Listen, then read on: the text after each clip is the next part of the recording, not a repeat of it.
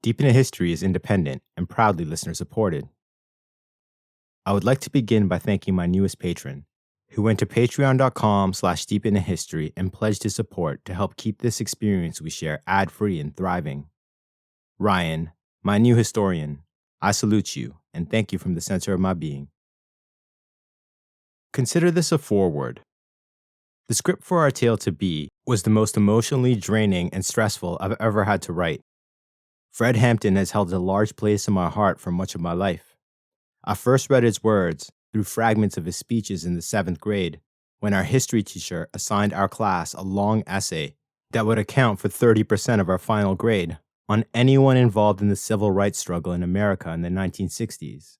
When my teacher asked the topic of my essay, I was told that I could not write about him because he was a, quote, revolutionary hippie. This only piqued my interest, and over the years, I have read more and more about him, listened to people close to him talk about him, and finally got my hands on his speeches from late 1968 to 1969. Fred's life was so short, and from what I've learned, as any leader of any political movement, he gave many iterations of his speeches before coming to his final versions, perfecting and altering them along the way in response to the evolution of his thoughts and the ever-changing circumstances of the world around him. Thus, I've used the last iteration of them, and I'll post links on Patreon and social media so you can read all of what Fred said yourself. While I have read and learned quite a bit about the civil rights movement as a whole, and Dr. Martin Luther King Jr. in particular, I am far from an expert. So I highly recommend checking out One Mic Black History podcast, as it is one of the most well-researched and informative that I've ever come across. The perfect place to start further inquiry. Keep that in mind as we go forward. And with that said, this forward comes to an end. This is Deep into History, and I'm your host, Arjun Hundal. Today I want to ask you to clear your mind. Put aside everything in the current political discourse. No matter what your leanings, just let them go. It may appear as if the narrative epic we are about to embark upon was written with my personal political leanings woven in, when in fact I took great pains to present our tale to be through a neutral historical lens. Not easy, and at times brought great anguish because I have plenty of thoughts on this tragic and at times soul-crushing recent chapter of our story. The reason that modern history is often perceived as dark is that one cannot help but see us making the same mistakes over and over again. That is to say, the closer an event is to our time, the scale of its resonance is far more vast than, for example, the struggle to save the Republic of Rome as we are experiencing in verses. Especially when that recent history is omitted or altered to suit political narratives. In our tale to be, when I reference and relate past events using examples from our current era, it is done to give context, cultural resonance, or point out how Fred Hampton's deeds are being willfully misrepresented to deceive you. I have striven to do him justice because his story is critically important, strangely beautiful, and must be felt to be understood. I could only do so by projecting the vibe of his time, so that I could attempt to project his vibe, his struggle to you. And hopefully, by the end, we'll have succeeded in letting you feel at least the faintest echo of it, because everyone tells the tragic tale of how Fred died, but I want you to experience how he lived. So, take a deep breath, let it out slowly, put some smoke in the air if you choose, and just let your mind float on my voice as we go deep into the 1960s and move through the streets of Chicago with Fred Hampton and discover why his words shook the powers that be to their core. Fred said, "Welcome." To do even the slightest bit of justice to Fred Hampton's remarkable, powerful, and very short life, we must first understand the world in which he was born into and the struggles that shaped him into one of the most charismatic leaders of all time. A world, a country, a city that was being torn apart by the one struggle that combines and is all others. The one struggle that has persisted throughout human history. The class struggle, the rich versus the poor, the oppressor versus the oppressed. All of those political isms, from left to right, Communism, socialism, capitalism, fascism, and everything in between are in effect humanity's recent attempts for societal organization to address the struggle after the collapse of feudalism. Thus, the setup to our setup goes like this. During World War I, the royal government of Tsarist Russia was overthrown by the Bolshevik Revolution. Led by Vladimir Ilyich Ulyanov, Lenin. It came as a terrible shock to governments across the world. The Romanov dynasty replaced, overthrown by a communist regime, a revolutionary government, meaning that spreading communism internationally was an open goal. 1917, in America, the bastion of capitalism, the elite, the ruling class, the 1%, if you will, were alarmed. If their peasants and workers could unite and organize like in Russia, then could it happen in America as well? At this time in U.S. history, there were many organizations and political movements from across the spectrum. The groups that were considered left of center, to socialists, to communists, were largely focusing on helping workers to unionize in order for the workers to have fair pay and decent working conditions. Strikes were taking place across the nation, with the owners of industry bringing violent force to bear to break them, using segments of the media and the bully pulpit of prominent politicians to create fear of the menace of communism, shifting public opinion just enough to allow the Sedition Act to be signed into law by President Woodrow Wilson, aimed at communists, socialists, pacifists, and other anti-war activists, meaning anyone who spoke out against the system.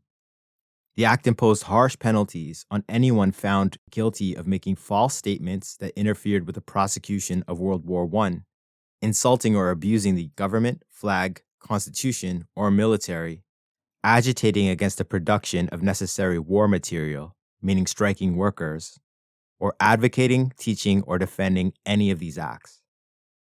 The act stated that anyone found guilty would receive a fine of no more than $10,000, roughly $300,000 today, or imprisonment of not more than 20 years, or both. This was the same penalty for acts of espionage. And under this law, the president could authorize the arrest, relocation, or deportation of any non-citizen male residing within the United States that was 14 years or older. And with the first deportations, America entered the era of the first Red Scare. Soon, anyone even remotely connected to any movement that was considered socialist, communist, or even slightly progressive was under the constant threat of police harassment and much worse. Strikebreakers, private detective agencies, and gangs of hired goons were brought in, and across the country, rivers of blood began to flow as striking workers were brutalized. Terrified by the deportations and violence, a group of anarchists began a series of bombings, targeting government and law enforcement officials who were carrying out what was in their eyes a purge. Though most of the bombs were later traced to just a few anarchists, public hysteria and panic reached a point that immediate action was demanded. To experience just a little of that hysteria, recall, if you are old enough to remember, the aftermath of 9/11, when mysterious packages and letters arrived at government offices filled with anthrax. In 1919, Attorney General A. Mitchell Palmer appointed a then young lawyer from the Justice Department as head of a special branch of the Bureau of Investigation, the precursor to the FBI, one J. Edgar Hoover. His task was to gather intelligence on anyone and everyone considered subversive.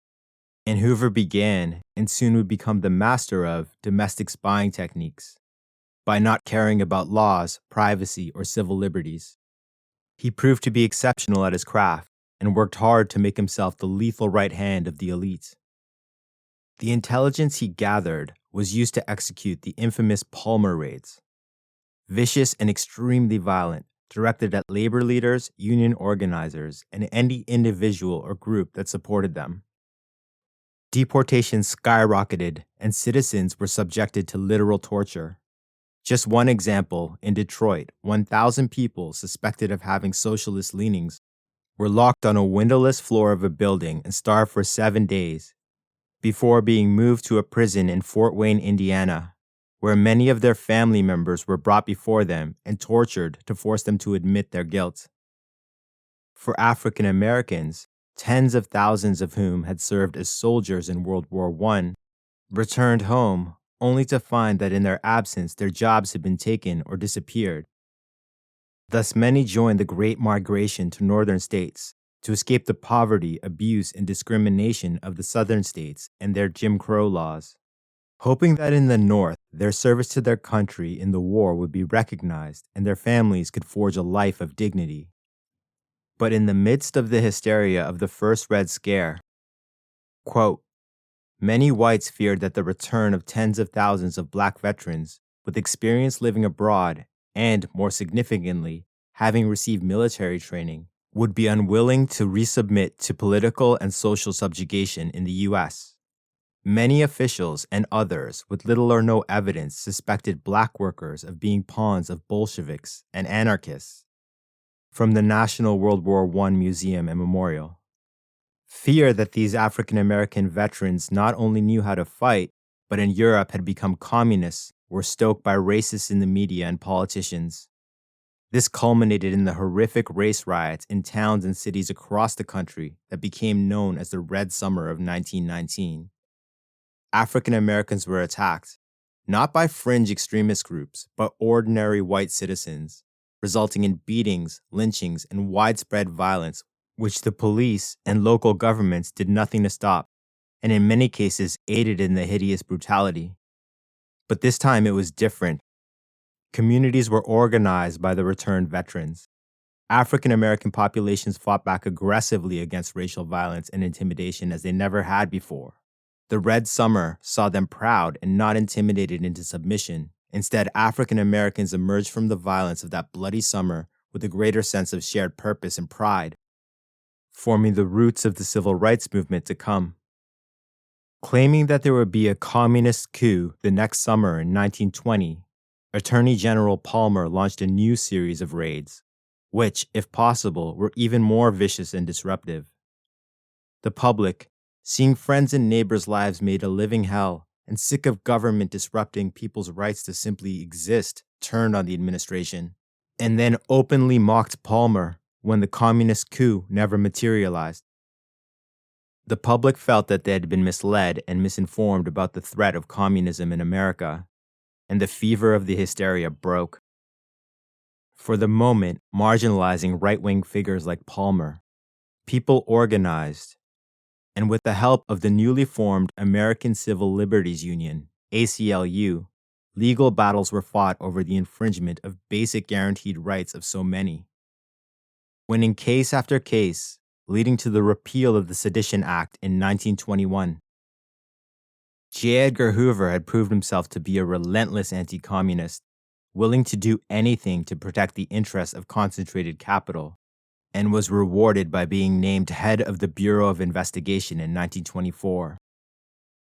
Then came the terrible man-made disaster of the Great Depression that began in the U.S. and soon spread around the world. The causes for this catastrophe are complex, but to simplify it for our purpose, it was the worst example of unregulated capitalism, greed, come to its natural end. Cycles of growth and recession, coupled with massive wealth inequality, culminated in the stock crash of 1929. The scale of the human suffering caused by this is hard to fathom. But to put it in perspective, the 2008 crash, or Great Recession, that we all lived through, cut the gross domestic product of the U.S. by 4.3%. The Great Depression of 1929 saw GDP fall by 30%, and unemployment rise to 25%. At that moment in time, there were other popular ways of organizing an economy and society spreading in other countries, who chose to try communism or socialism as an alternative to hyper-exploitive capitalism, which they believed provided the wealth inequality and material economic conditions in which demagogues thrive. For in many other countries, the world was witnessing the suppression of the left amid popular enthusiasm for their policies, leading to a one-man solution: fascism. And in America, there were major socialist and communist movements that were rejuvenated and gaining popularity rapidly among the vast swaths of the population that had been made destitute. Thus, as candidate, he proposed, and then as president, Franklin Delano Roosevelt fought to enact a New Deal for America. The typical mainstream definition of the New Deal is that it was a set of policies to address the damage done by the Great Depression based on the 3 Rs: relief, recovery, and reform, using a vast array of federal programs and regulations. A New Deal for the forgotten man to achieve a societal economic balance, and in truth, save capitalism from itself and curb the rise in popularity of socialism and communism. Achieving these monumental reforms was not easy. It took a movement of people from all walks of life. It was heavily resisted by the elite at every step, in the courts, in Congress. There were plots to derail the program from the beginning. Most famously, the business plot in 1933, a Wall Street-backed plan to overthrow FDR's government. But the president had the people, and the movement proved too strong. An elite himself, FDR realized that his position of privilege gave him plenty of blind spots. So when considering the reforms and regulations, he reached out to every group he could for their input, including, but not limited to, trade unionists, socialists, communists, and industrialists. The New Deal was a social contract meant to curtail the boom-bust cycles of unregulated capitalism as much as possible and ensure that workers would have a decent standard of living and security in their old age. The wildly popular reforms were interrupted, the social contract incomplete, by World War II and FDR's death in 1945. Still, the reforms and regulations set in place allowed mass unionization, drastically raising wages and improving working conditions, along with progressive taxation meant to prevent anyone from becoming so rich that their concentrated capital could subvert democracy. And the estate tax, that has been labeled the death tax in recent years, was greatly increased so that America would never have a permanent gilded aristocracy ever again, showing in practice that societal wealth is a zero-sum game. And once it could no longer be hoarded, others could get a slice of that proverbial pie. It was a structural basis for the very existence of the middle class as we know it. And the elites, though still rich and privileged by any metric, like this, not at all. The New Deal proved an incredible boon to every American, less so if one were of any ethnicity, and more specifically, if one were African American. In the post-war boom time, when the middle class exploded, the Leave It to Beaver, every house with a white picket fence era, African Americans were subject to abject cruelty and outright murder in the segregated Jim Crow South. And in other states, their lives were not that much better. Discrimination and hatred ruled the day. From the sadly incredibly long list of horrors, like casual police brutality, even very basic needs in their communities in places like New York and California went completely ignored. The beginnings of this economic boom coincided with the Second Red Scare. In the aftermath of World War II, communist hysteria was on the rise again after the massive success of the Red Army against the Nazis. And contrary to popular belief, Red Scare II actually began under President Harry Truman in 1947, who instituted a loyalty oath to ensure that there were no communists working in the federal government. Hysteria exploded in 1949 when the Soviet Union detonated its first atomic weapon, coupled with the, quote, fall of China. That's the victory of Chairman Mao and the People's Liberation Army in securing the Chinese mainland. A paranoia was created, spread, and fostered by opportunistic politicians and their allies in segments of the media of a red tide sweeping the world. And the House Un-American Activities Committee, HUAC, went into overdrive with politicians wishing to capture attention and headlines. Formed in 1934 to investigate Nazi propaganda, HUAC was soon directed at communist infiltration of New Deal projects and made permanent in 1946. It soon went after not only just communists, but anyone considered subversive. It became ultra-aggressive when paired in combination with Senator Joseph McCarthy's Senate committee, vastly expanded the scope of the investigation. Grabbing headlines, always in the press, it was everywhere, fostering and enhancing the paranoia in the public that communists were seeking to overthrow the government of the United States of America. While media focus was on the hearings and crackdowns on alleged communists in Hollywood and in the government, across the country, quite literally everywhere, lives were being destroyed, families ripped apart. Americans turned on their friends and neighbors during the Second Red Scare. The hysteria and fear led people to report one another for speaking about anything that appeared even remotely left-leaning or critical of the government. And many of those poor individuals would end up on the dreaded blacklist, destroying their careers and their ability to function in society. Communism and socialism became sinful words. J. Edgar Hoover's FBI supplied the intelligence that fed these Red Scare committees. Using his position, awesome power, and connection to the elite. One famous example being Walt Disney providing lists of names of anyone with even remotely left leanings and, quote, anyone in Hollywood he didn't like to be blacklisted.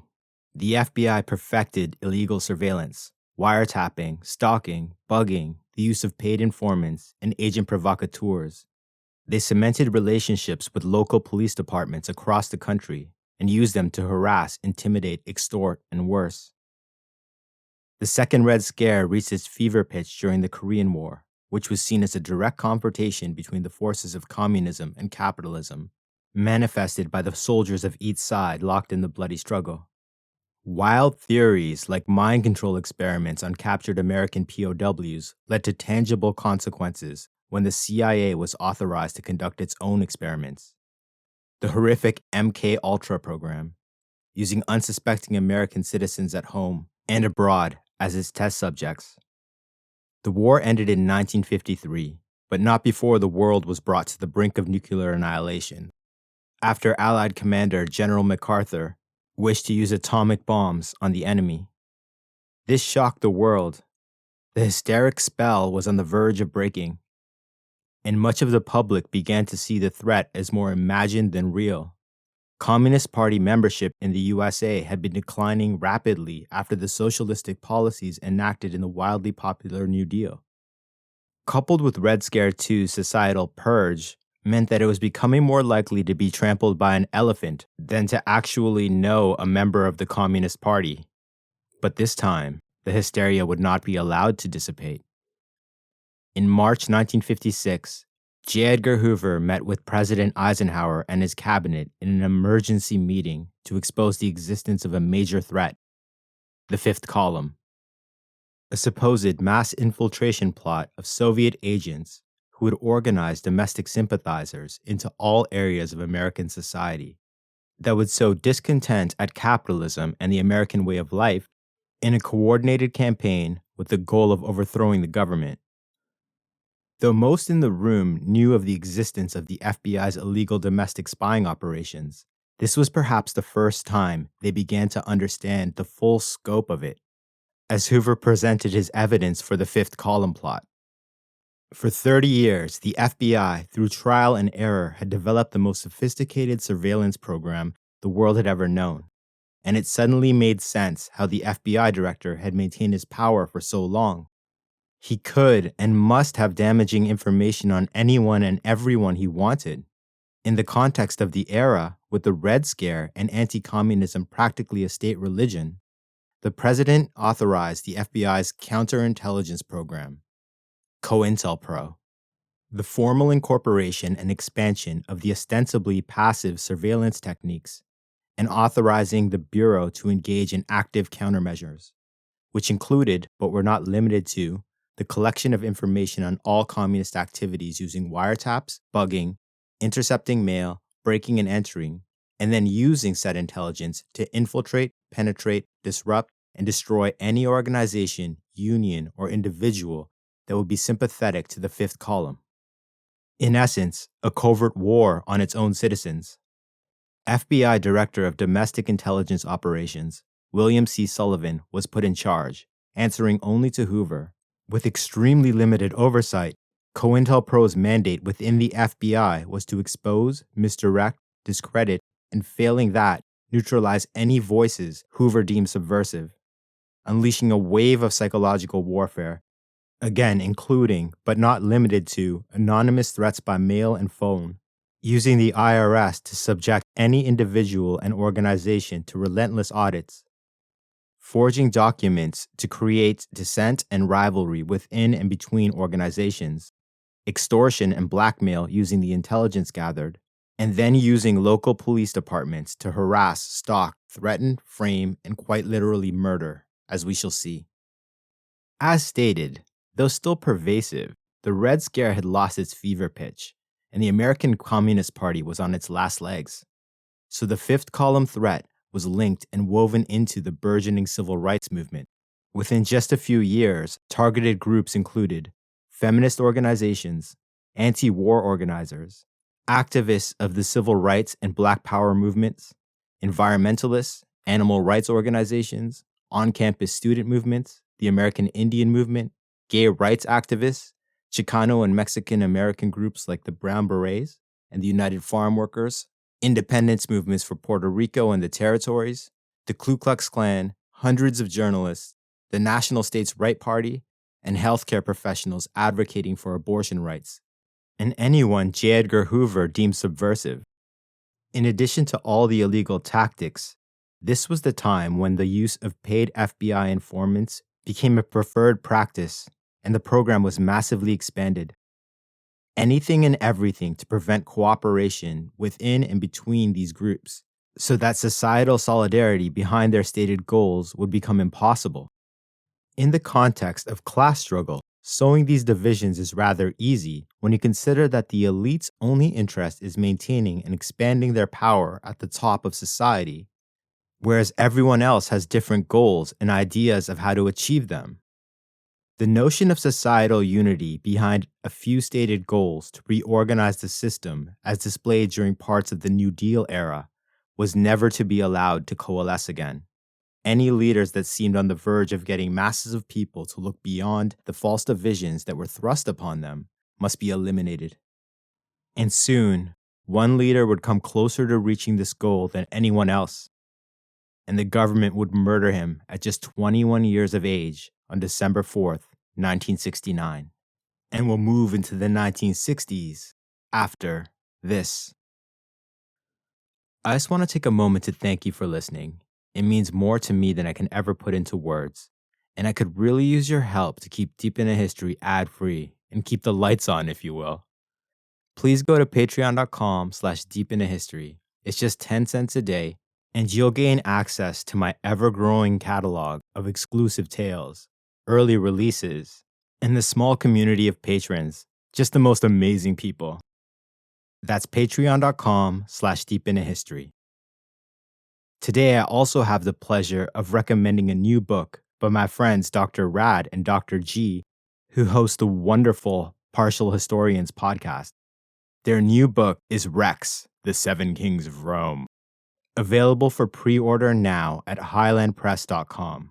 It's going to be so good because everything they do is so good. Now, back to Fred Said. From the late 50s to the early 1960s, COINTELPRO's main goal was destroying the civil rights movement, famously stalking, wiretapping, bugging, and harassing Dr. Martin Luther King Jr., and even trying to get him to commit suicide through blackmail, threatening to use his extramarital affairs to destroy his reputation on the eve of him accepting the Nobel Peace Prize for his efforts in 1964. When he didn't, this information was slowly leaked. After Malcolm X split with the Nation of Islam, a split encouraged and fostered by infiltrators, informants, and forged documents, he was assassinated in 1965 in what his family's forthcoming wrongful death lawsuit against the NYPD, the CIA, FBI, and other government agencies seeks to expose as a conspiracy, not just to cover up evidence, but may expose direct involvement in the assassination. Meanwhile, after the assassination of President Kennedy, The Vietnam War exploded in both the jungles of Southeast Asia and at home in the streets as anti-war protests became movements for peace. As more and more people saw the war coverage on the news and saw their friends and family being drafted, they began to ask why America was fighting the war to begin with. On college campuses, the demonized words like socialist and communist were being openly embraced. A mass movement began called the Students for a Democratic Society, which soon had chapters on 300 campuses. All were infiltrated under the COINTELPRO program, and divisions sown from within and without.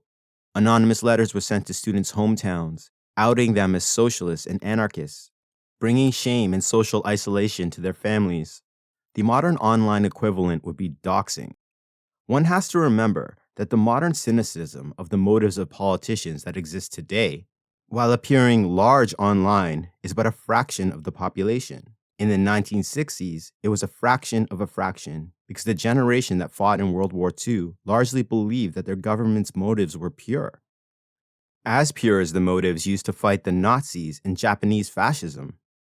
Thus, a few dozen of these letters dispatched to a student's hometown could destroy a family's livelihood if they didn't disown and openly disavow their child's beliefs, never realizing that the government they believed in was the cause of their despair.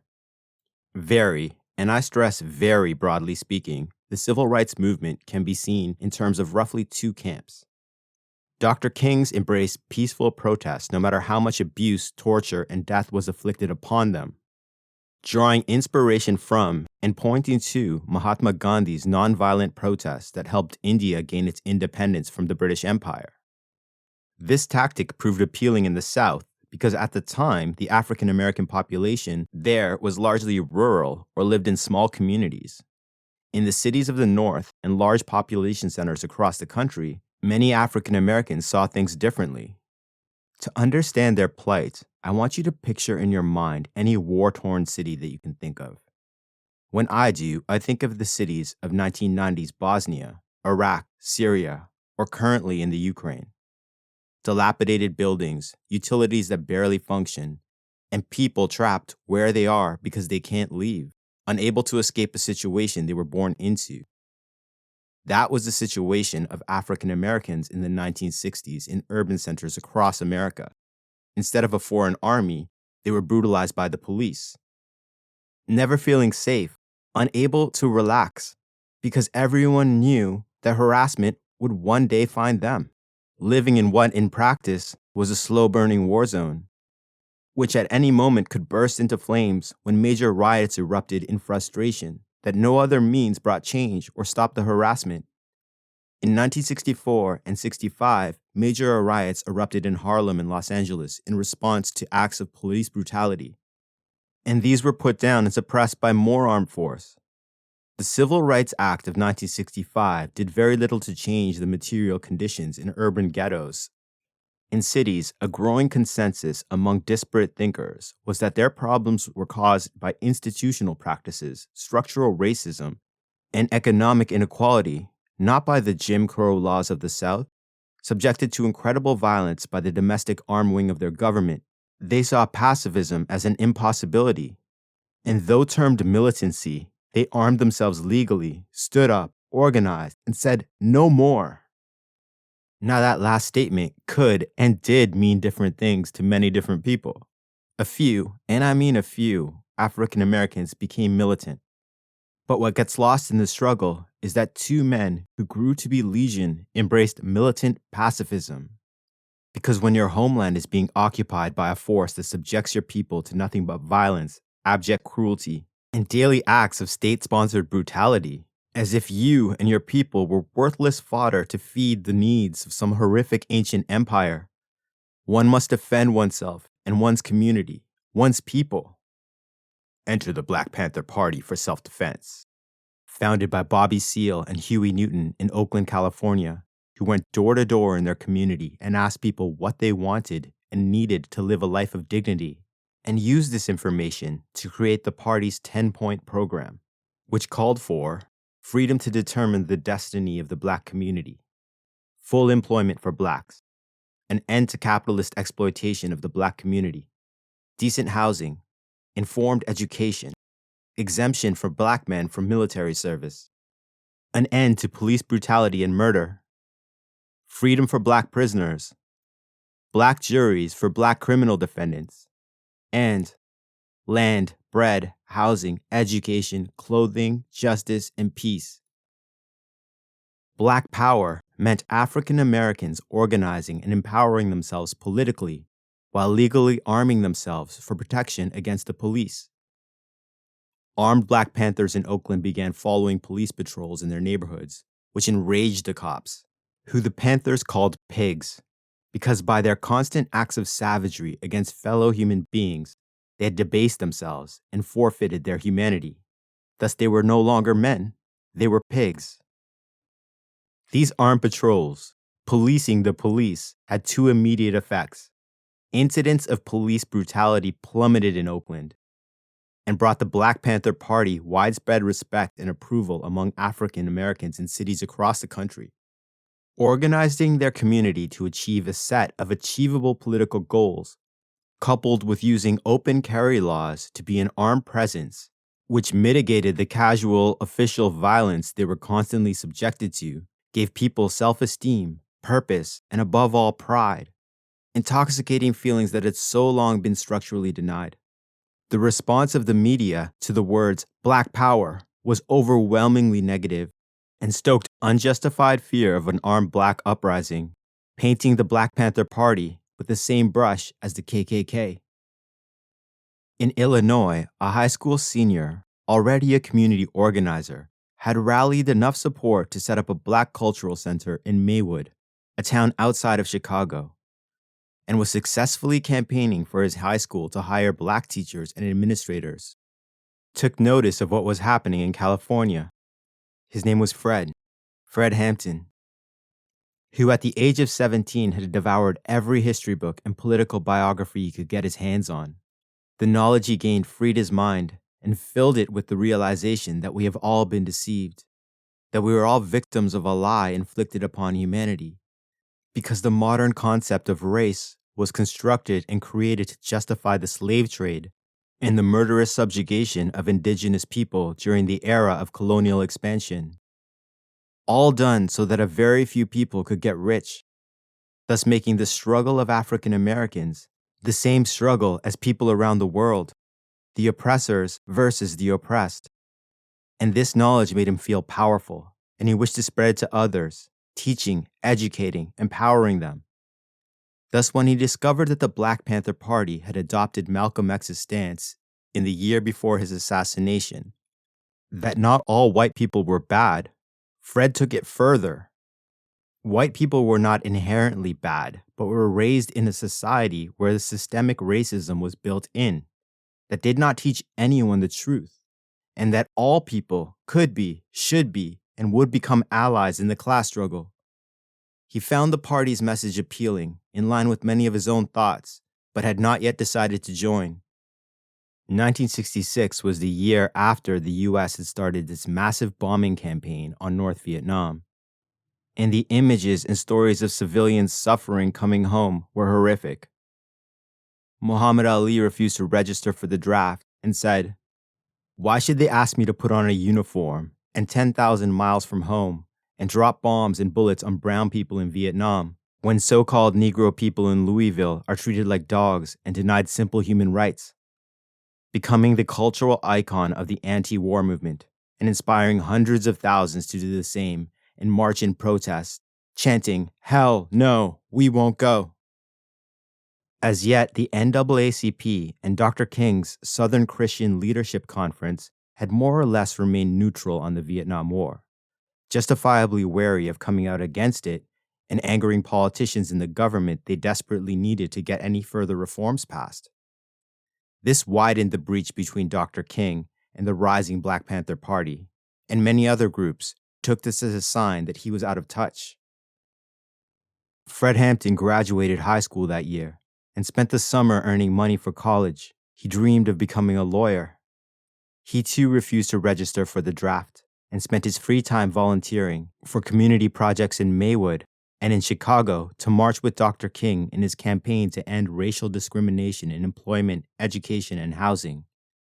Fred wanted to learn for himself what pacifism in the face of violent hatred could achieve. The Chicago political structure and democratic machine around Mayor Daley did nothing to protect the protesters.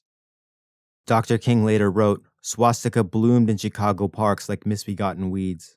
Our marchers were met by a hailstorm of bricks, bottles, and firecrackers. Even the Catholic nuns and priests who escorted the multi-ethnic protesters came under assault. For 18-year-old Fred, this kind of pacifism was not the way. But he respected the Reverend greatly. And later Fred said, every time I speak in church, I try to say something, about Martin Luther King. I have a lot of respect for Martin Luther King. I think he was one of the greatest orators that the country ever produced." Fred thought as he moved through the streets of Chicago, synthesizing all he had read about global social struggles, the French Revolution, and the more recent socialist and communist revolutions around the world. Becoming head of the youth chapter of the NAACP by acclamation while he formulated his thoughts. Bringing together the international struggles of people in the ravages of the post-colonial world and the struggle of African Americans at home together, and not just Black people, but all people. It was about the oppressors and the oppressed, the haves and the have-nots, the very few rich and the vast poor masses. Visualizing society as a mountain valley, and through trial and error formed it into a narrative. He had to make the people of America see that unless you were at the absolute top of the power structure, then you were just like everyone else, no matter your relative level of economic comfort. Fred said, although some of us come from what some of you would call petty bourgeoisie families, though some of us could be in a sense what you call the mountaintop, we could be integrated into a society working with people that we may never have a chance to work with. Maybe we could be on the mountaintop, and maybe we wouldn't have to be hiding when we go to speak places like this. Maybe we wouldn't have to worry about court cases and going to jail and being sick. We say that even though all of these luxuries exist on the mountaintop, we understand that you people and your problems are right here in the valley. Always talking to people, telling them, making them see, while organizing and marching for change within the system. 1967 was a turning point for Fred. In California, in response to massive pressure from police unions and public fear of the Black Panthers, gun legislation was being passed in record time that would overturn the law and ban the open carrying of firearms. In protest, 30 Panthers of the Oakland chapter went to the state capitol in Sacramento in their distinct black leather jackets and black berets, carrying weapons to display their right to. And the images, pictures, video, articles, and media portrayal of this peaceful demonstration as a Black Panther invasion of the legislature pushed the existing fear into a national hysteria. If you want just a tiny taste of that hysteria and feel its cultural resonance, think back to Beyoncé performing with her dancers in Black Panther garb during the Super Bowl halftime show, and the reactions to it.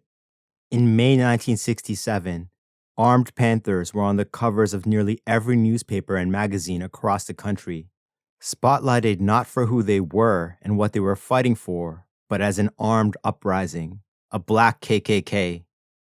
And this attention, like the eye of Sauron, brought J. Edgar Hoover, and the full resources of COINTELPRO were unleashed on the already harassed and surveilled party. Meanwhile, in Maywood, Fred was holding meetings and rallies for the youth chapter of the NAACP and partnered with the Maine Adult Organization to petition the Maywood Village Board to build a public swimming pool and recreation center for the underserved community. He invited everyone he met to the board meeting, powerfully built and charismatic, yet with an underlying kindness that shone through even when he spoke his most fiery words. They came, in their hundreds, and the crowd in the meeting filled the building and spilled out into the streets around. Fred asked the village board that the meeting be moved to a larger space. Yet at that moment, the Maywood police panicked and shot tear gas into the crowd outside, who while running away down the main street broke store windows and yelled at residents. In response, Fred, who was inside the town hall when this took place, was arrested and charged with inciting mob action. From then on, whenever he was driving on the streets of Maywood or Chicago, he was a target of constant police harassment, being pulled over so often that he had to stop driving. And in Washington, the FBI placed him on its National Key Agitators Index, which caused J. Edgar Hoover himself to ask his agents about this 18-year-old. 1968 proved a turning point for America, a year I will cover in depth in the future. In late January, in the wake of the Tet Offensive in Vietnam, with intense media coverage on the nightly news, the number of anti-war protests skyrocketed across the country.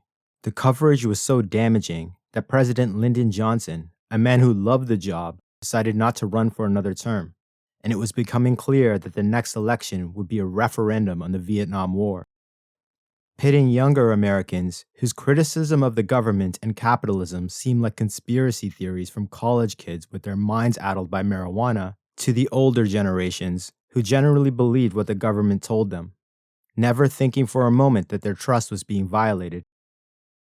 Energized, on university campuses, massive organizing efforts were underway and daily protests held for many issues, including the war, racism, feminism, to name just a few, with students calling for a cultural revolution.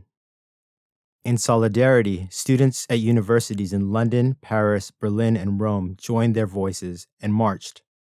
Civil unrest spread to East Bloc countries, where the young protested against the lack of freedom of speech and the violation of other human rights by the communist political elites. A spirit of revolution seemed to be sweeping the planet.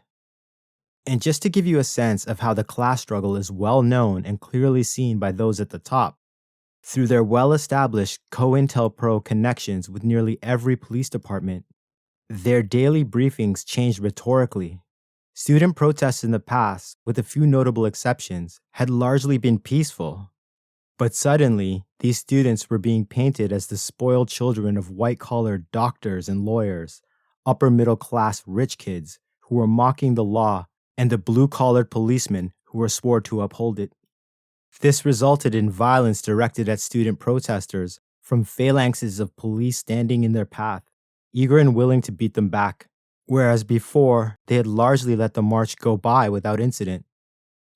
Then, on April 4th, Dr. Martin Luther King Jr. was assassinated in Memphis, Tennessee, and riots erupted in major cities across America, with people's grief, anguish, and frustration resulting in burning, looting, and violence, escalating racial tensions dramatically. Fred, for his part, mourned the loss of Dr. King and attempted to bring his community together and share their grief in an attempt to avoid rioting, or more specifically property damage, that would bring a brutal crackdown from the pigs. Then came the briefest respite from the chaos and despair sweeping the country, when Senator Robert F. Kennedy became a beacon of hope. He decided to run in the Democratic primaries for the nomination for president on a platform of international non-aggression, meaning ending the Vietnam War and all offensive wars, speaking to huge crowds about healing the breaches and all that divided America domestically by using his new international approach at home, non-aggression, and reaching a level of understanding through societal discourse. He too was assassinated in June after winning the California primary. And with him dead, so too was the notion of any progressive worldview being achieved within the system for many. This culminated at the Democratic National Convention in Chicago, where peaceful student protesters from around the nation, simply exercising their right to express their views in public, that was committed to ending the Vietnam War, were met by riot police and the National Guard in a brutal suppression of free speech and basic human dignity. Yet in Maywood and small venues across Chicago, something else was happening.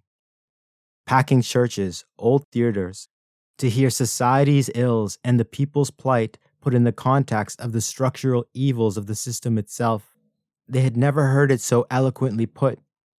The murder of Dr. King had affected Fred in a profound way, as it had so many, but instead of breaking his spirit, it had awakened something in him. He was sick of the abuse, harassment, conditions, and violence he and everyone around him faced every day. And Dr. King, who would never hurt anyone, preaching pacifism to bring change.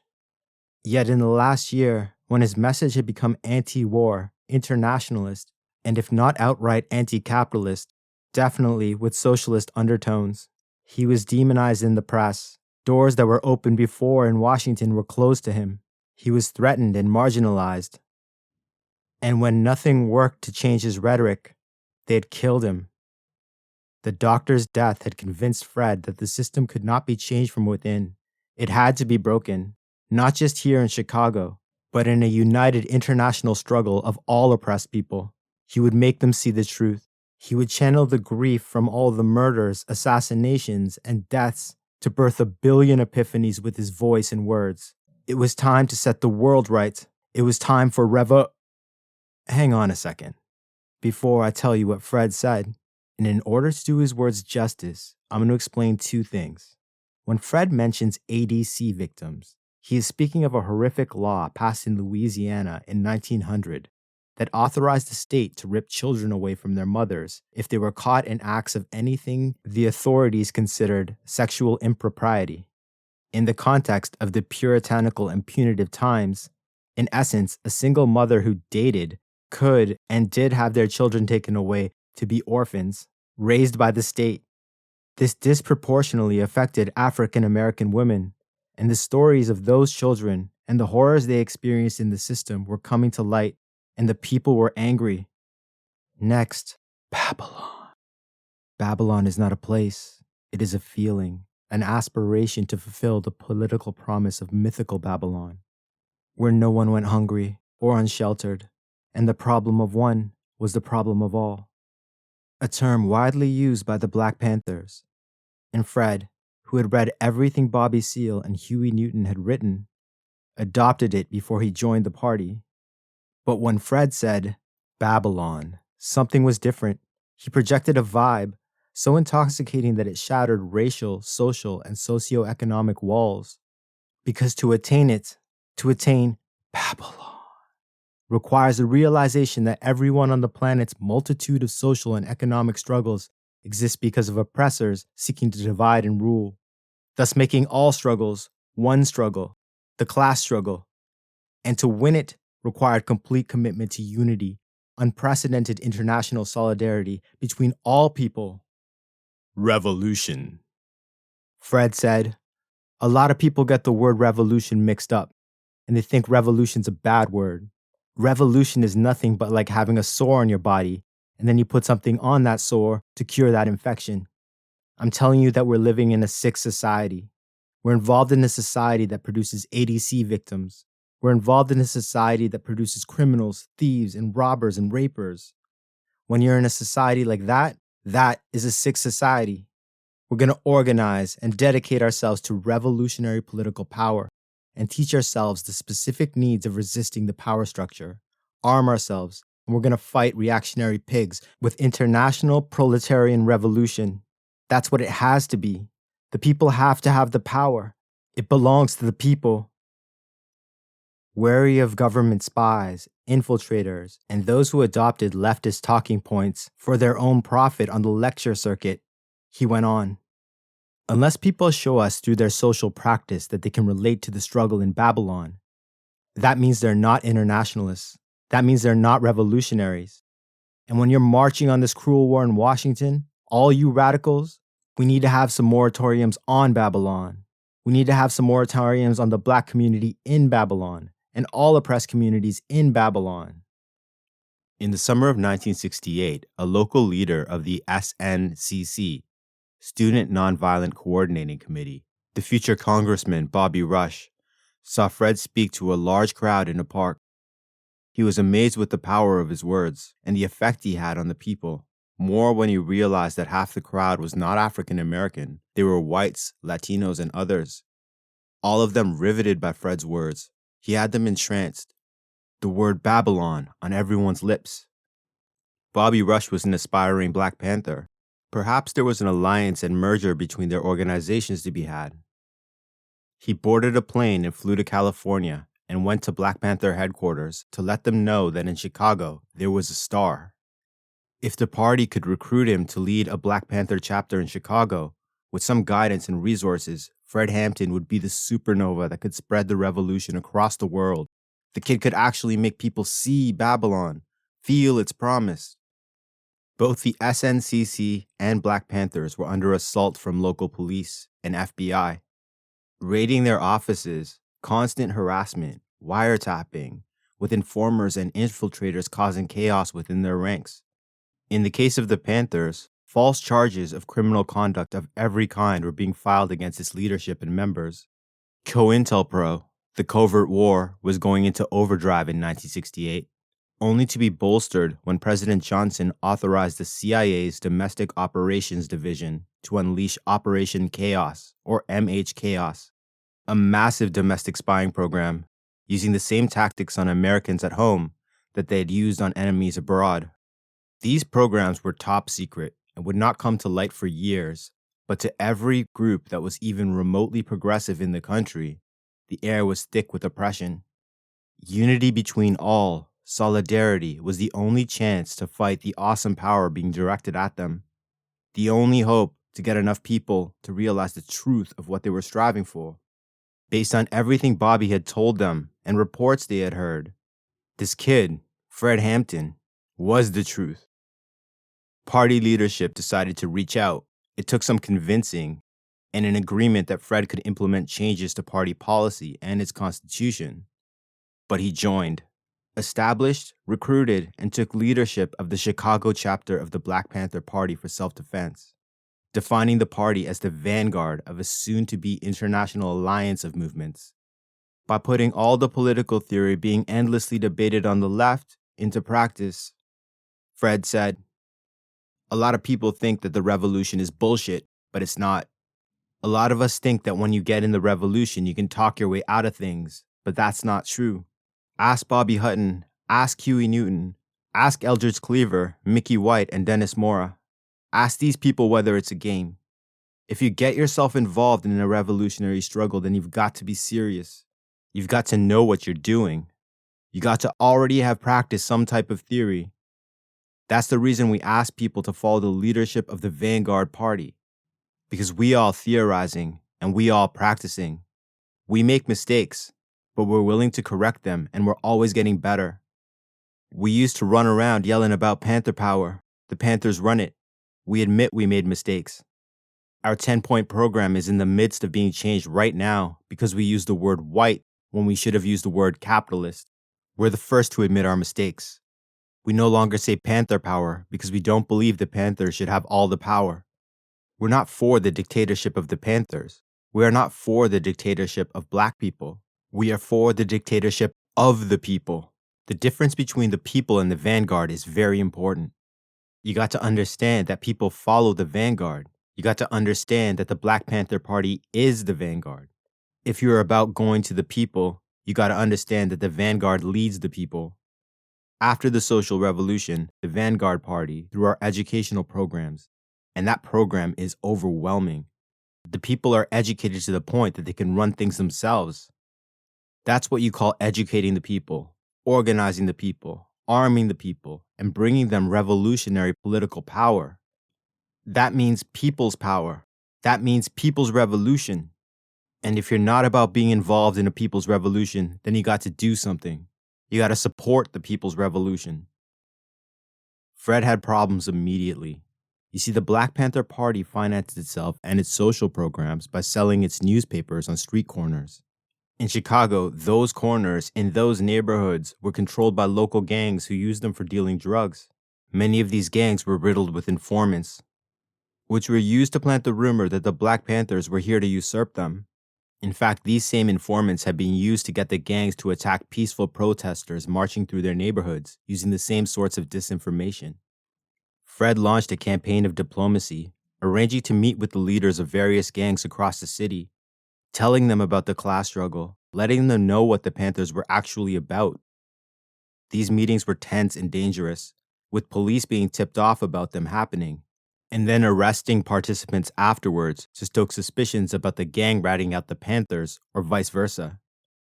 Fred persisted and scored a diplomatic coup when David Barksdale, leader of the powerful Black Disciples gang, agreed to a treaty that allowed the Panthers to organize, recruit, and conduct their business in the neighborhoods he controlled.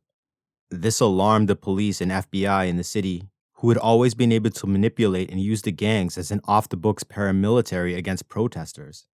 Fred's diplomatic success led to a meeting with the leader of Chicago's largest and most well-armed gang, the Blackstone Rangers.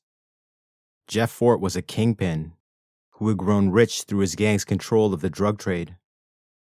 He heard Fred out and, impressed by the way he spoke and his charisma, offered Fred a chance to make millions by using the Black Panthers as his own distribution network for drugs that Fort would supply. Fred refused point blank, and while not securing any agreement, because the kingpin liked Fred, they did not leave on bad terms, with hope that perhaps at their next meeting they could work out a pact of neutrality. This possibility was seen as such a threat that the FBI tried to start a war between the two groups, hoping that the Rangers would kill Hampton.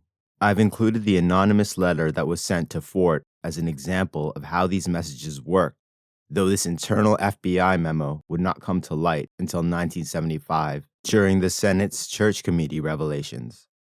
It was sent to FBI Director Hoover from the Chicago office and is captioned Counterintelligence Program, Black Panther Party. It reads, Chicago now recommends the following letter be sent to Fort, handwritten on plain paper.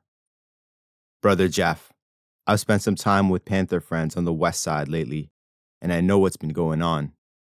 The brothers that run the Panthers blame you for blocking their thing, and there's supposed to be a hit out for you. I'm not a Panther or a Ranger, just black. From what I see, these Panthers are out here for themselves, not black people. I think you ought to know what they are up to. I know what I'd do if I was you. You might hear from me again. Signed, a black brother you don't know. It is believed the above may intensify the degree of animosity between the two groups and occasion Fort to take retaliatory action which could disrupt the BPP or lead to reprisals against its leadership. When the letter failed to start a war, the harassment and violence around the Panthers intensified.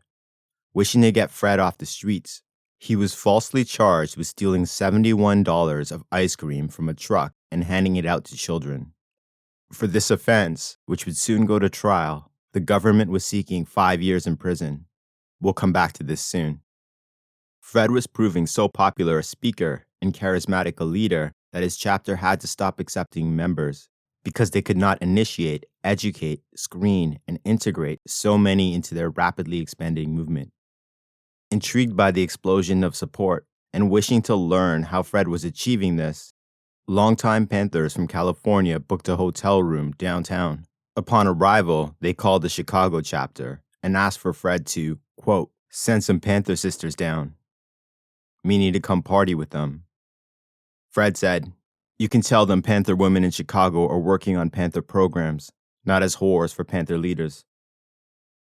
The massively popular and ever-growing Panther programs were education, legal assistance from an alliance of mostly white progressive lawyers, and the gold standards for putting theory into practice, free medical clinics, and the Breakfast for Children program, a free daily meal for poor children who could never be sure when or if they would eat on any given day. Speaking on it, Fred said, we have to understand very clearly that there's a man in our community called a capitalist. Sometimes he's black and sometimes he's white. But that man has to be driven out of our community because anybody who comes into the community to make profit off the people by exploiting them can be defined as a capitalist. Any program that's brought into our community should be analyzed by the people of that community. It should be analyzed to see if it meets the relevant needs of that community. That's what the Breakfast for Children program is. A lot of people think it's charity, but what does it do? It takes people from one stage to another stage. Any program that's revolutionary is an advancing program. Revolution is change. We say that the Breakfast for Children program is a socialistic program. It teaches the people basically that by practice. We thought up and let them practice that theory and inspect that theory. What's more important? A woman said, I don't know if I like communism, and I don't know if I like socialism, but I know that the Breakfast for Children program feeds my kids. Honey, if you just keep on changing before you know it, in fact, you don't even have to know what it is. They're endorsing it. they're participating in it, and they're supporting socialism. The tactic of putting it into practice suddenly had decades of effort to demonize anything to do with socialism being undone by a 20-year-old in Chicago. And worse, in the eyes of the forces arrayed against him, Fred's message was spreading across the city like wildfire. So much so that Fred was able to organize an alliance with the leaders of the Young Lords organization in Lincoln Park and the Young Patriots on the North Side. The YLO, originally a Puerto Rican street gang, had evolved into an organization to stop gentrification and the expulsion of local residents. The Young Patriots, consisting of whites from the South and Appalachia who had moved to Chicago in search of work, flew the Confederate flag as their symbol. I want to add one thing here, as Fred's alliance with the Young Patriots has been continually mentioned by talking heads in the media as an alliance with Nazis. This is not true. As poor and working-class whites, they found themselves ostracized from the white ethnic groups that used their European country of origin as their identity in Chicago. The Young Patriots and the people in their neighborhood were treated as hillbillies and trash, thus using the Confederate flag as a form of pride and to give themselves a historical identity in the context of the nation. And while they were racist among them, generally speaking, they were no more racist than society in general. Fred broke it down. All of their struggles and the poor material conditions of their communities had absolutely nothing to do with race, a concept forced upon them to sow division, but it was all due to the excesses of capitalism. Fred said, "We never negated the fact that there was racism in America, but we said that the byproduct, what comes off capitalism, that happens to be racism. The capitalism comes first and racism is next. That when they brought slaves over here, it was to make money. So first the idea came that we want to make money. Then the slaves came in order to make that money. That means through historical fact that racism had to come from capitalism. It had to be capitalism first, and racism was a byproduct of that. We've got to face some facts, that the masses are poor, that the masses belong to what you call the lower class. And when I talk about the masses, I'm talking about the white masses. I'm talking about the black masses and the brown masses and the yellow masses too. We've got to face the fact that some people say you fight fire best with fire, but we say you put fire out best with water. We say you don't fight racism with racism. We're going to fight racism with solidarity. We say you don't fight capitalism with no black capitalism. You fight capitalism with socialism. The Panthers, the Young Lords, Young Patriots, a variety of student organizations, progressive clergy, and people from all walks of life became the Rainbow Coalition. If that name sounds familiar, it is because it was the name adopted for supporters of the Reverend Jesse Jackson during his run for the leadership of the Democratic Party in 1988. The YLO and Young Patriots accepted the Panthers as the vanguard party and began intense efforts in their communities, introducing free medical clinics and social programs. And the communities took notice and bought into it wholeheartedly. The poor and oppressed came together, soon spreading the word of this revolution in Chicago in towns across the country where they had relatives or friends. People from far and wide came to hear Fred speak, to feel the promise of Babylon. The FBI's Chicago Racial Matter Squad, the colloquial name for COINTELPRO, directed all its resources against the Black Panthers, and especially at Fred, unleashing the Chicago PD to be in essence at open war with the Panthers. Their offices and clubs were continually raided, their newspapers burned, their printing presses destroyed, food for the Breakfast for Children program thrown out onto the street to rot, party members assaulted and then arrested on the flimsiest pretext. Many of these raids started with no warning and often began with salvos of gunfire through doors and windows. Fred was being hunted, and if he had any doubt that he was being targeted for assassination, it was silenced on January 24, 1969, when Fred was about to be interviewed on a major local television station. Directed by the FBI, who would not allow the general public to hear him speak, the Chicago police arrested him in front of live cameras on an old traffic warrant just before the interview began. They let him out and put him in the back of a squad car. Fred noticed that something was wrong when they did not cuff him, and then was horrified to see that on the seat next to him was a loaded revolver. Luckily, the window had been left open, and Fred stuck his hands out, screaming that there was a gun in the car. Too many bystanders noticed, and the plan was undone. He literally dodged a bullet in the obvious setup for his murder. From then on, Fred kept panthers around him at all times and rarely slept in the same location twice. He spent his days going to oversee the various and ever-growing number of Breakfast for Children locations, ordering party operations, raising funds, and soliciting donations to help party members pay for lawyers for the ever-growing number of largely false or trumped-up criminal charges against them. Criminal because legal aid lawyers could not represent them, meaning that the Panthers would have to pay criminal defense attorneys, and with so many cases, it was becoming a massive expense. Fred was speaking wherever he went, always educating people on the class struggle.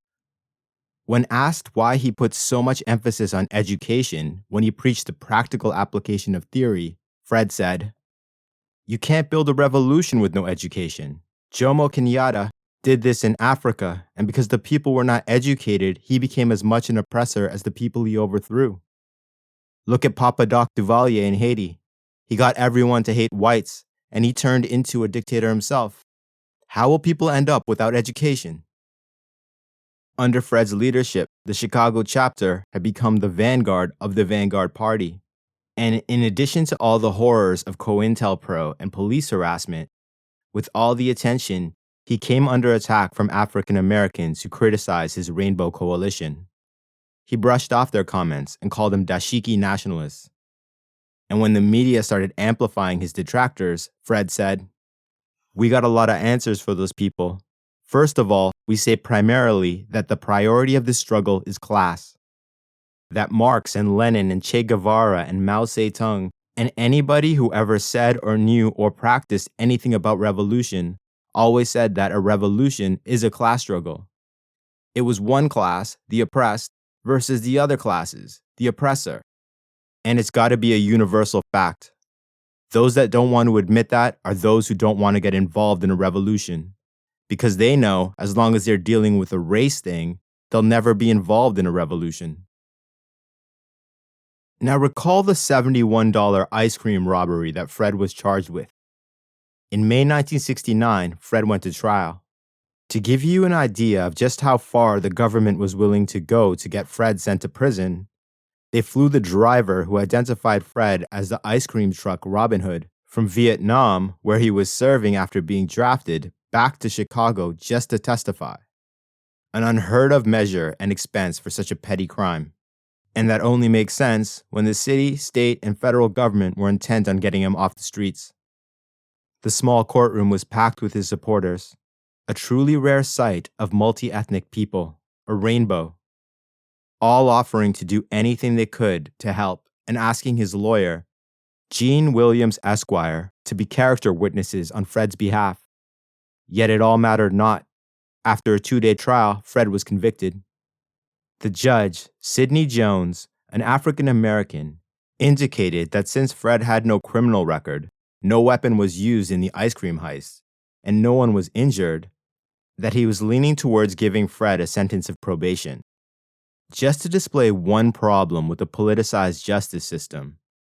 During the 3 weeks between his trial and his sentencing hearing, the state's attorney, Edward Hanrahan, held a large press conference and in his speech cast the Black Panthers and Fred Hampton as anarchist criminals seeking to lead an armed uprising, and then spent minutes condemning Judge Jones for considering a sentence of probation, resulting in many days of newspapers filled with articles about the state's attorney's dire warning of the magnitude of the threat that the Black Panther Party posed. Thus, on May 27, 1969, at Fred's sentencing hearing, the prosecutor asked, "Are your principles consistent and compatible with those of Mao Zedong of Red China?" His lawyer, who had insisted that Fred call her Jean, had advised him not to answer any questions except the judge's. But Jean had come to know the young man. She was so impressed with the way Fred spoke, and the way his voice, his face, his eyes projected his thoughts with astonishing depth of knowledge and feeling. She had witnessed the effect he had on people, and he was looking at her, clearly eager to answer. So she allowed her client to do so, an epic roll of the dice.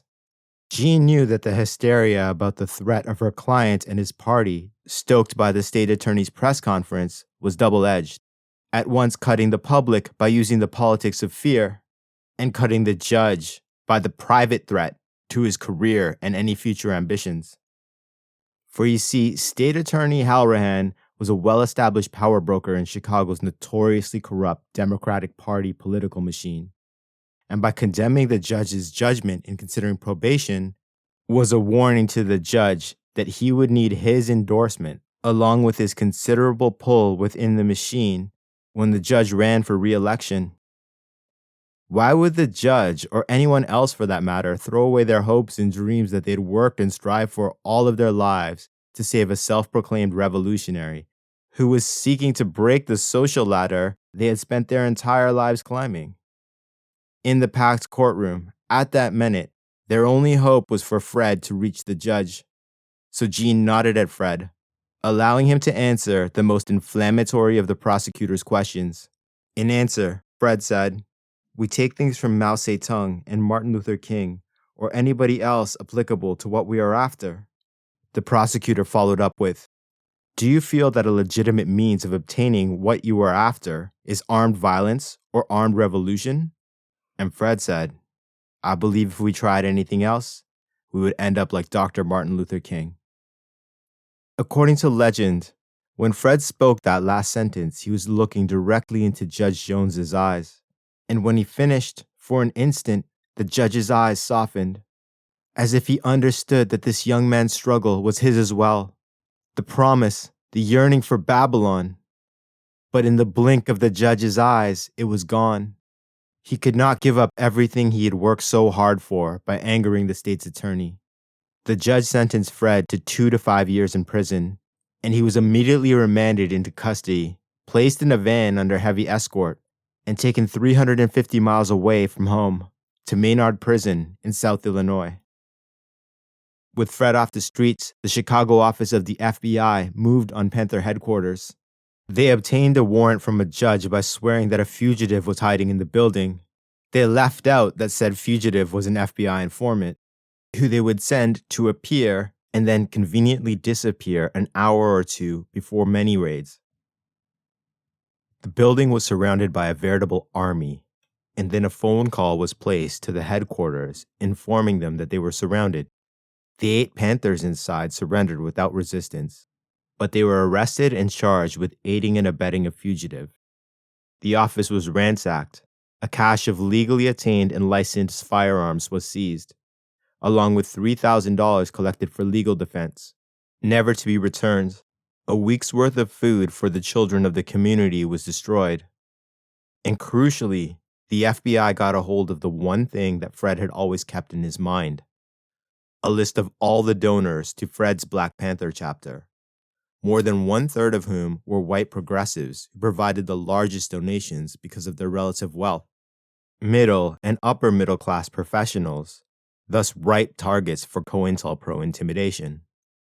When they arrived at the station, the arrested Panthers were made to walk the pig's gauntlet, a long hallway lined with police wielding their nightsticks on either side, brutally assaulting each as they passed, until they fell broken, blood spilling from their wounds onto the floor of their holding cells. This raid, coupled with the loss of their leader, caused many Black Panthers and hundreds of volunteers to abandon the cause. The hundreds of people that had been on the waiting list for party membership seemingly vanished. And to continue the Breakfast for Children program, the remaining Panthers accepted whoever they could, and unbeknownst to them, accepted dozens of paid FBI informants into their ranks. But then hope, when a team of lawyers from the ACLU and the People's Law Office appeared before Chief Justice Schaefer of the Illinois Supreme Court and successfully argued that Fred be released on an appeal bond, pointing out the litany of injustices that they planned to cite that had resulted in the original verdict. And on August 13, 1969, Fred was granted bail. He returned to his party that he now barely recognized. A chief lieutenant had been executed by the pigs for refusing to drop his grocery bags because each contained glass milk containers. His other friends that made up the leadership of his chapter had been charged or were on trial for crimes they largely did not commit. Fred directed all the few remaining donations and all income from the drastically reduced Panther newspaper sales to keep the Breakfast for Children program alive. He would not let the children starve. The result was that the unjustly jailed Panthers had to wait for bail. And while stuck in that limbo of injustice, many became informants after threats were made against their families and friends. Surrounded by enemies, Fred spoke, his speeches recorded by people in the crowd, or written down word for word, and spread from university campus to campus. There are far too many incidents of violence between the pigs and the Panthers for me to mention. But just understand that once Fred was released from prison, he and the Chicago Panthers were all marked for destruction. The exception was in Maywood, where progressive members of the city council begged Fred to live, to save his life, where the community policing measures he had organized for had finally borne fruit. They had enough oversight to limit the amount of harassment he would face, at least from the local police. But Fred would not leave the spotlight of Chicago. He believed for the revolution to truly become international, it required him and his friends to endure all the horrors inflicted upon them. His hope was someone, somewhere in the media would take notice and portray the movement for what it actually was. The thing is, so much of what we have learned is with the benefit of hindsight and was not known to Fred. He, nor most anyone else, did not know of Hoover's purges of the media in the Red Scares. He did not know of the existence of COINTELPRO or the CIA's MH Chaos as state-sponsored instruments of a covert war against its own citizens. Citizens who were merely exercising their rights to free speech and thought and their constitutionally guaranteed right to revolt against a government enforcing a tyranny. But all those forces were there. He felt their presence all around him. He suspected they were watching, waiting, as so many leaders in the 1960s did before him. But the sheer scope of those programs are beyond even a modern scholar's ability to fully comprehend. COINTELPRO was so invasive, all-consuming. Every shadow cast by the light of Fred's public speeches before hundreds and thousands were filled with infiltrators and coerced or paid FBI informants. Oppression was thick in the air, suffocating. The famous trial of the Chicago 8 began that fall, and it was personal for Fred, because Panther co-founder Bobby Seale was the 8th defendant, all of whom were on trial for trumped-up charges of conspiracy and crossing state lines with the intent to incite a riot. All of the defendants were politically convenient scapegoats for the chaos that erupted in Chicago during the Democratic Party convention in 1968. As demonstrated by the fact that all of their convictions would later be overturned. Bobby Seale was charged because he was a co-founder of the Black Panthers. He only came to Chicago to deliver a speech and was only in the city for 4 hours. The trial and his participants will be covered in detail in the future, but for now, just know that Fred loved Bobby and spent much of the fall of 1969 in the courtroom in solidarity and outside giving speeches, desperately trying to raise money for the Panthers' legal defense fund, which he did, yet riddled with informants and infiltrators. When money was raised, their offices would be raided and the money seized, never to be returned. Something else was happening that fall. Members of Fred's Rainbow Coalition were traveling to visit relatives. Students spread his message on college campuses, and they in turn would take the message and promise of Babylon to their hometowns. And they were reaching people, making them understand that their poor material conditions had nothing to do with promoted societal divisions, undoing the social sin of otherizing. And people across the country and world were beginning to understand that the feeling that something was wrong with society, all the chaos and turmoil, was because they were all caught in the class struggle together. Perhaps worse in the eyes of the FBI, the Rainbow Coalition had raised enough funds to buy a large plot of land and planned to build housing for people, putting theory into practice, a neighborhood where everyone would look out for each other, with a community school, gardens to grow vegetables, recreational facilities that policed itself, where no one would go hungry, and even with internal cottage industries where clothes would be manufactured. It was to be the model of many more neighborhoods, to show in practice their theory of a better world, of Babylon. In Maynard Prison, where Fred had been locked up before he was granted an appeal bond, the prisoners were taking collective action for better conditions. The inmates were organizing because during his short time there, Fred's words had moved many. When the perceived ringleaders were rounded up and transferred to other prisons, they started preaching Fred's message. And though not possessing his charisma, his narrative transcended race. Slowly, prisoners were listening and organizing. And because of this, somewhere in a proverbial smoke-filled room, it was decided that Fred could not be allowed to go to jail because his mere presence in the population would catastrophically disrupt the penal system. The FBI needed Fred dead before he was sent back to prison, which was to take place on December 5th, 1969, because Fred's appeal had been denied. Desperate for money to help Bobby Seale and to keep the Breakfast for Children program going while he was in prison, Fred, watched from every angle, surrounded by FBI informants at all times, somehow eluded surveillance. This episode demonstrates how suspicious Fred was of the new Panthers around him, because he slipped into a van and was driven to the Regina campus of the University of Saskatchewan in Canada. The students there had raised somewhere between $3,000 and $10,000 to aid the Panthers, but in exchange, they needed to hear him speak. They wished to experience Babylon, if only for an instant. Fred's Rainbow Coalition had indeed become the international movement he had always dreamed of. So he went, enchanted the students, and returned to Chicago without the FBI ever knowing, despite the fact that his appearance made headlines in Regina. Fred returned home to spend his last few days of freedom, ensuring that everything would run smoothly with the party while he was away. He had rented a home a few blocks away from Panthers headquarters, staying in one place against the advice of everyone who cared about his safety. Why? Because one thing you don't know about Fred is that in 1969, he fell in love.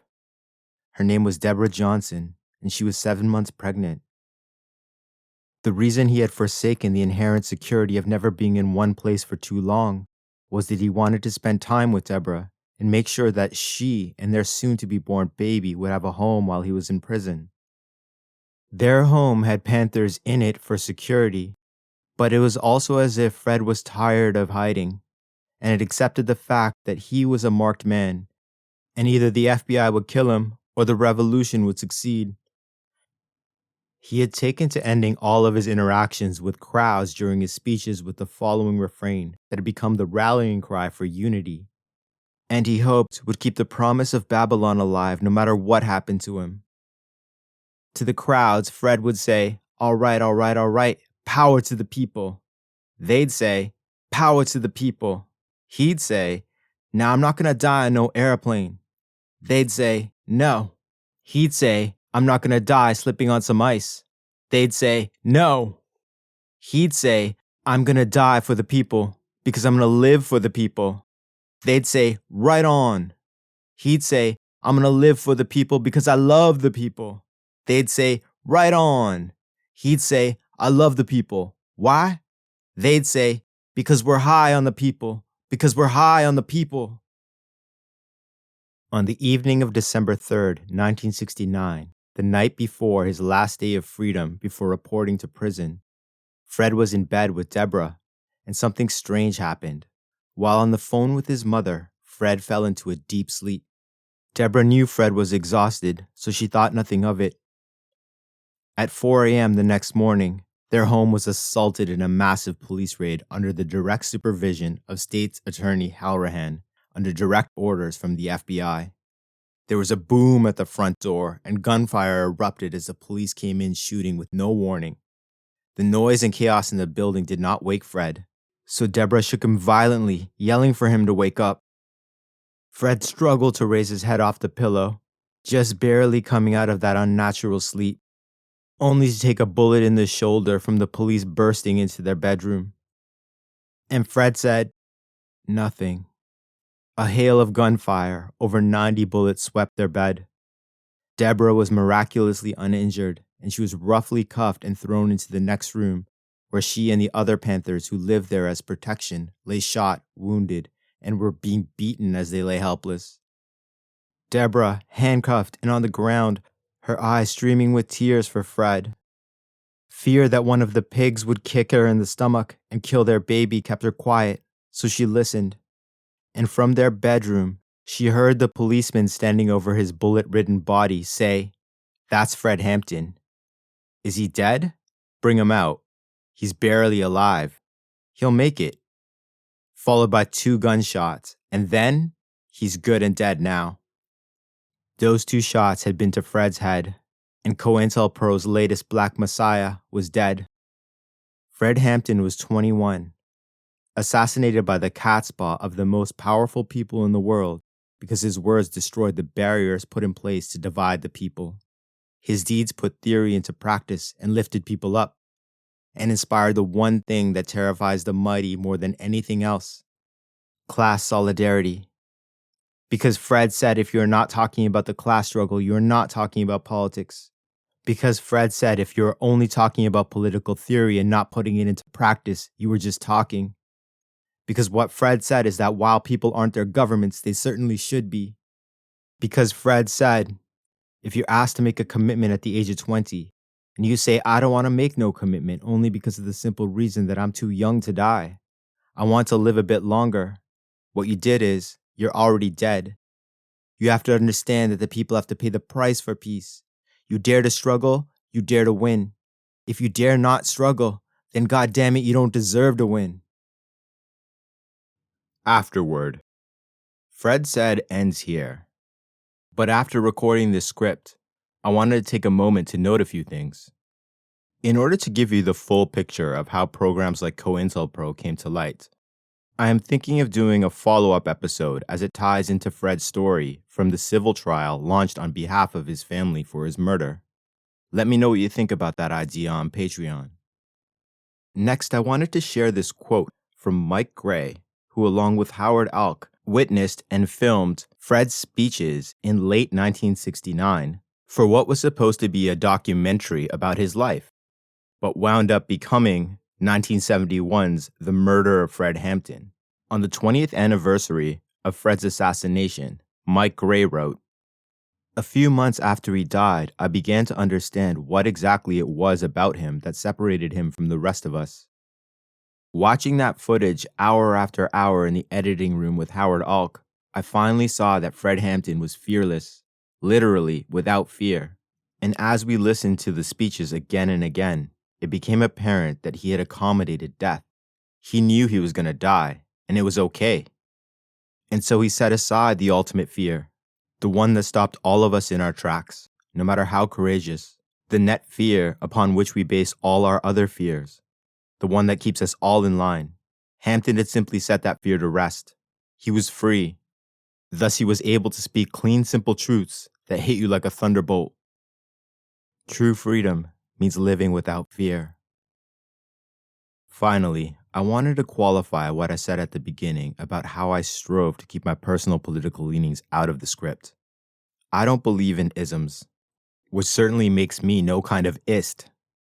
All of these theories and systems that we debate, argue, and fight wars over are so new in the grand scale of history that to believe that any of them is the one true way forward is arrogant in the extreme. Theory needs to be put into practice, and when mistakes are made, we correct them. That's how we learn. That's how we evolve.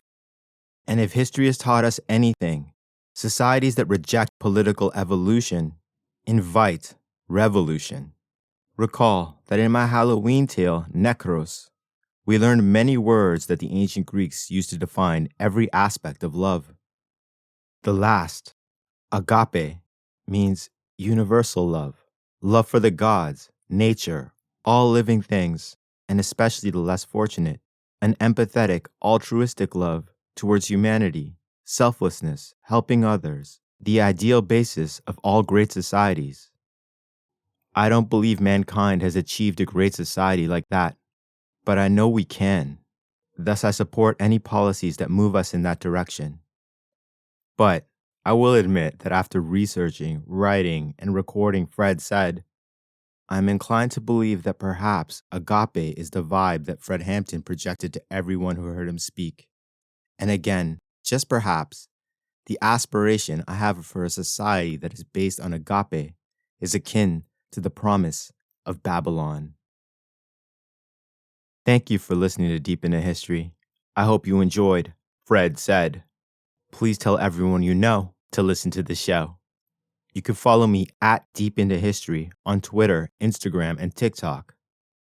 And as always, my dear friend, take care of yourself. I truly look forward to the next time we go deep.